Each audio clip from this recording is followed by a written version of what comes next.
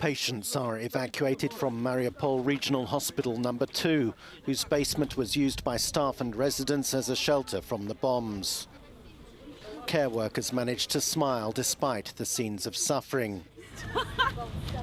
Russian-backed separatists from Donetsk are now trying to maintain control of the devastated port city from which tens of thousands of residents fled this week, with the nearby city of Zaporizhia becoming a kind of way station where friends and relatives are found before the journey to safety continues. These are the scenes of devastation in the eastern city of Kharkiv. The Red Cross estimates that about half its population has left, and food supplies are rapidly diminishing for those left behind. In Kyiv, residents continue to prepare for a ground assault that so far hasn't materialized. People give each other flowers as a way of staying strong. Our armed forces continue to repel enemy attacks in the south of the country, the Ukrainian President Volodymyr Zelensky reported, in Donbass, in the Kharkiv region and in the Kiev region. By restraining Russia's actions, our defenders are leading the Russian leadership to a simple and logical idea. Talk is necessary, meaningful, urgent, fair, to get a result, not to buy time. The Deputy Chief of the Russian General Staff said that the main objectives of the first stage of the military operation in Ukraine, reducing Ukraine's fighting capacity, had generally been accomplished, allowing Russian forces to focus on the main goal, the liberation of Donbass. It remains to be seen what consequences these words will have for those trying to defend their cities on the ground. Let us also reaffirm the United States has led calls for increased sanctions on North Korea following Pyongyang's first long-range missile test for almost 5 years. The US said it would be making detailed proposals shortly following a special meeting of the United Nations Security Council.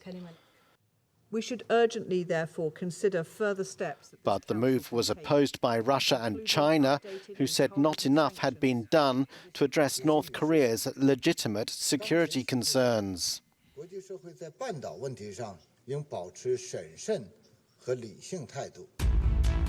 North Korea's leader, Kim Jong-un, released a Hollywood-style video to announce the missile launch.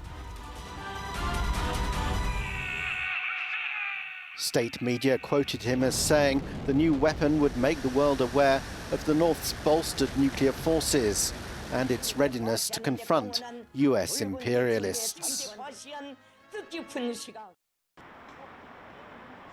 Thousands of Georgian citizens used to receive financial assistance from their relatives in Russia as migrant workers. But economic sanctions imposed on Russia following their invasion of Ukraine have made such transactions harder to make, leaving some family members with financial difficulties.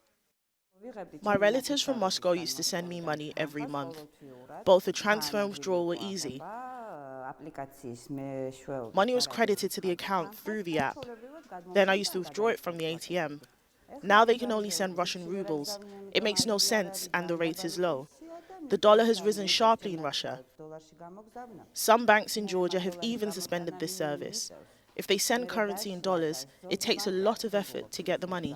Payments make up 13% of Georgia's GDP. In 2021, Russia was top of the rating of money transfers to Georgia as per the National Bank. It was followed by Italy and the USA in second and third place respectively. Economists in Georgia believe that the Georgian economy will be affected in this regard too.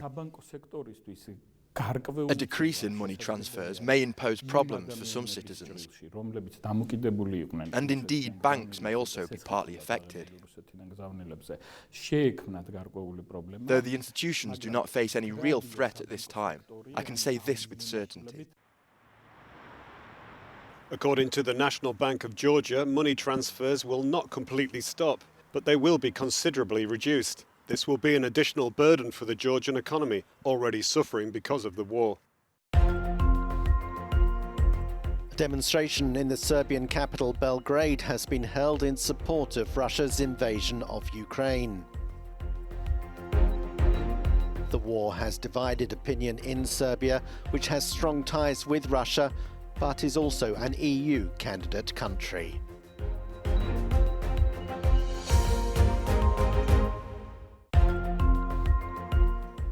The Saudi Arabian Grand Prix will go ahead, Formula One authorities have said, despite a missile attack by Yemeni rebel forces close to the Jeddah racetrack.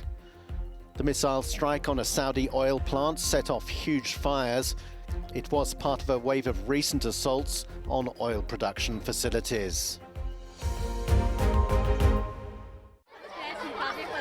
One of the promises made to the international community when the Taliban came to power was for them to open schools for girls beyond the 6th grade. Instead, the hardline leadership of Afghanistan's new rulers has reversed its original decision, to the dismay and disappointment of the girls returning to school. The Taliban are afraid of educated women. They declared victory against NATO and the United States. But you know, they're afraid of the girls' demonstrations, and so repress them. Because capable and empowered women are a symbol of society's progress. Advanced society will never accept the domination of a primitive and ignorant group like the Taliban. Therefore, they want to stop the progress of the society with this tactic and this tool. Overnight, Adiba and Malahat have seen their hopes of returning to school vanish, and a great sadness has descended on their future. We also thought that the Taliban had changed, but when they sent everyone back home from schools, then we understood that the Taliban hadn't changed from the Taliban of 25 years ago. The Taliban have not explained their change of heart, but it seems that they are now more willing to please their hardliners than they are the international community. Crowds of people attended the military parade in Suntagma for the first time since the COVID-19 pandemic 2 years ago. The parade is part of today's national anniversary celebrations, which is also a national holiday. Several flypasts took place, including one featuring legendary World War II fighter, the Spitfire.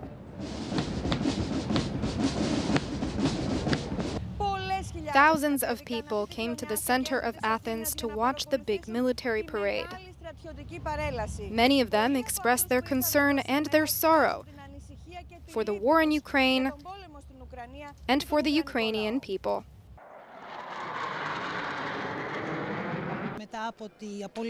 After all we went through with COVID, I think it's wonderful to be able to see all this for our country, for Greece. We came here to honour the heroes that fell during the revolution. We are waiting here. We are a little bit afraid because of COVID. As you can see, we are sitting towards the back a little. We are a bit scared of the crowd. The war is a very sad thing. It makes us very worried. All of the consequences of the war are a big problem.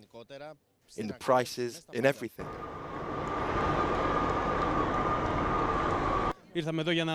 We came here to honor the Independence Day and to say happy anniversary to our country.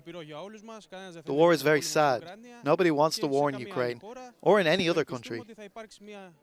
We hope there will be a compromise to achieve peace. Concluding the parade in Athens were 4 Rafale fighter jets that took off from the French aircraft carrier Charles de Gaulle.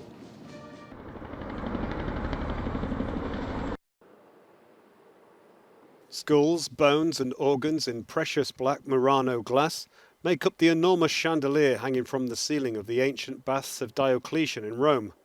It's the latest work by Chinese artist and dissident Ai Weiwei. Comprised of more than 2,000 pieces of hand-blown and fused glass by master glassblowers in Murano, the human comedy is a chandelier of colossal dimensions. So the work you can see is about death, it's about skeletons and about body parts, about civilians, tweeter birds. So our humanity is in challenge today, and we have to redefine our humanity in our time. The work is the result of 3 intense years, affected first by the pandemic and now by the war. Events that have conditioned Ai Weiwei's own inspiration. The Chinese artist has again collaborated with the Berengo Foundation in Venice, whose founder, Adriano Berengo, met Ai Weiwei when he was under house arrest in China. Since then, glass has become the main element of his work.